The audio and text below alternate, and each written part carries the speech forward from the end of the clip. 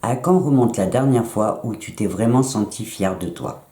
Ou plutôt, à quand remonte la dernière fois où tu t'es autorisé à te sentir fier de toi? C'est-à-dire sans avoir à jouer la carte de la fausse modestie, en osant le dire et le ressentir pleinement. Et si je te pose cette question, c'est tout simplement parce qu'une petite expérience personnelle récente m'a fait réaliser à quel point on a du mal à savourer ce plaisir d'être fier de nous. Je t'explique. En fait, j'étais simplement en train de préparer une story pour présenter la photo de mon livre que je venais de recevoir et j'étais donc trop contente. Donc, je m'applique à faire une photo un peu jolie et je me mets à écrire mon message. Je réfléchis et je commence par mettre mon livre est arrivé, mais je trouve un petit peu ça nul. Donc, je réfléchis encore et je finis par trouver une idée plutôt sympa. Et j'écris, ce n'est pas parce que c'est le mien, mais qu'est-ce qu'il est beau. Je relis mon message et je trouve l'idée plutôt bien. Sauf qu'au moment où je vais pour appuyer sur publier, j'entends une petite voix dans ma tête qui me dit tu n'as pas peur que ça soit mal interprété et que tu passes pour une prétentieuse? Honnêtement, j'ai hésité quelques secondes en me demandant si je devais publier ou corriger. Jusqu'à ce que je me demande pourquoi. Pourquoi je passerais pour une prétentieuse? Peut-être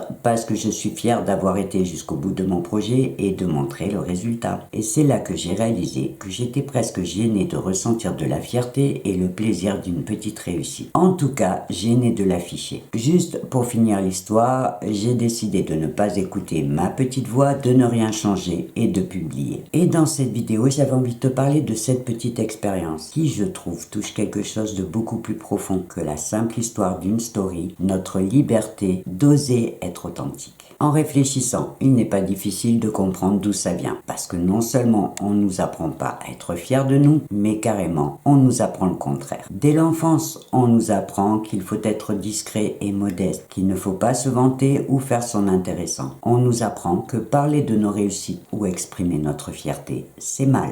Et au final, on nous apprend même à taire nos émotions comme si elles n'avaient pas leur place. Ce qui finit par nous priver de ce plaisir essentiel, celui de reconnaître nos efforts et de célébrer nos réussites. Sans parler de l'effort que ça représente à l'âge adulte pour apprendre à gérer nos émotions. Et au final, une des raisons pour laquelle on n'ose pas être fier de nous, c'est encore une fois à cause de la peur du jugement de l'autre. Qui ne connaît pas cette petite voix qui, à chaque fois que tu t'apprêtes à faire quelque chose, vient te murmurer à l'oreille « Mais qu'est-ce que les autres vont penser si tu dis ça ou si tu fais ça ?» Que ce risque soit réel ou simplement imaginé, il nous paralyse. Et dans la majorité des cas, on préfère se taire par peur de passer pour une personne arrogante ou prétentieuse. Un peu comme si montrer qu'on était fier de nous voulait dire qu'on se croit supérieur aux autres, alors que ça n'a rien à voir. La fierté saine, ce n'est pas de l'arrogance, ce n'est pas non plus une comparaison avec les autres, mais juste une reconnaissance de ses propres efforts. Et ça, c'est une force et pas une faiblesse. Les chercheurs en psychologie sociale nous expliquent que dès l'enfance, nous cherchons à imiter les comportements des personnes qui nous entourent. Si on nous apprend à cacher nos émotions ou à minimiser nos réussites, on finit par croire qu'être fier de nous, c'est mal. Et cette peur du jugement de l'autre devient un frein. Le problème, c'est que quand on ne sait pas apprécier ses réussites, on se prive de beaucoup plus qu'on ne le croit. D'abord parce que ça impacte directement notre confiance en nous. Reconnaître nos efforts et nos réussites, c'est comme poser une brique pour construire cette confiance. Et si on ne célèbre jamais nos réussites, comment construire une confiance solide? À force de tout minimiser, on se sent vide, comme si rien n'avait de la valeur. Ensuite, on perd une source de motivation essentielle parce que la fierté agit comme un moteur. Quand tu es fier de ce que tu fais, ça te donne envie de continuer et même d'aller plus loin. Alors que si tu t'empêches de ressentir ce sentiment, tu risques de te sentir bloqué et démotivé. Et enfin, il y a l'impact que tu vas avoir sur les autres. Parce qu'en refusant de montrer ta fierté, tu vas donner cet exemple à tes enfants et à ton entourage. Et donc, leur apprendre qu'eux aussi doivent cacher leur réussite. Et c'est dommage parce que tout le monde mérite de fêter ses victoires. D'abord parce que, comme je te l'ai dit, ça nourrit directement notre confiance en nous, mais aussi parce que sans cette reconnaissance, on finit par se sentir vide, démotivé et on perd cette énergie qui nous pousse à aller de l'avant. Imagine chaque réussite comme une pierre précieuse précieuses. Si tu les gardes au fond de ta poche sans jamais les regarder, elles finiront par perdre de leur valeur. Par contre, si tu prends le temps de les déposer dans un petit coffre et de les regarder de temps en temps, elles deviendront une véritable source d'énergie. Parce qu'elles te rappelleront tout simplement tout ce que tu as déjà accompli et tous les efforts que tu as été capable de faire pour réussir. Et ce coffret deviendra ton coffre trésor qui te donnera de la force, de la confiance et de l'énergie pour avancer. Et c'est scientifiquement prouvé parce que les neurosciences nous expliquent qu'à chaque fois que nous célébrons une victoire, notre cerveau libère une petite dose de dopamine. Cette récompense naturelle qui nous motive à continuer. Et donc, si nous négligeons ces petits moments de célébration, nous nous privons tout simplement d'une énergie essentielle. Alors, pour conclure cette petite vidéo, je te dirais tout simplement que t'autoriser à être fier de toi, ce n'est pas un défaut, mais au contraire une force. Une manière aussi de te reconnecter à toi-même et de donner du sens à ce que tu fais. Trop souvent, on passe d'un objectif à l'autre sans prendre le temps de reconnaître nos efforts. Alors que c'est dans ces moments de reconnaissance que l'on trouve la motivation, la confiance et parfois même le plaisir de se dire PUTAIN, je l'ai fait. Et ça fait un bien fou. Je sais que les gros mots dérangent, mais il faut bien reconnaître que dans certaines situations, il n'y a rien de plus puissant. D'ailleurs, si tu n'as jamais essayé, je te recommande de le faire au moins une fois. Et tu comprendras tout de suite la différence d'intensité entre un oui je l'ai fait et un PUTAIN, je l'ai fait. À mon avis, c'est même incomparable. En clair, il faut bien comprendre que se permettre d'être fier de soi, ce n'est pas se vanter, ni se comparer aux autres et encore moins se placer au-dessus de qui que ce soit. C'est simplement s'autoriser à exister pleinement et apprécier le chemin parcouru. Et ça, c'est un droit que personne ne devrait se refuser. Pour finir, je vais te lancer un petit défi tout simple. Réfléchis à une chose dont tu es fier en ce moment, une seule, et ose te l'avouer et savoure ta fierté. Et n'oublie pas que si tu ne reconnais pas toi-même tes propres efforts, personne ne le fera pour toi. Avant de te quitter, je te rappelle comme à chaque fois que si jamais tu as des questions ou des réactions à partager, tu peux le faire directement dans la partie commentaires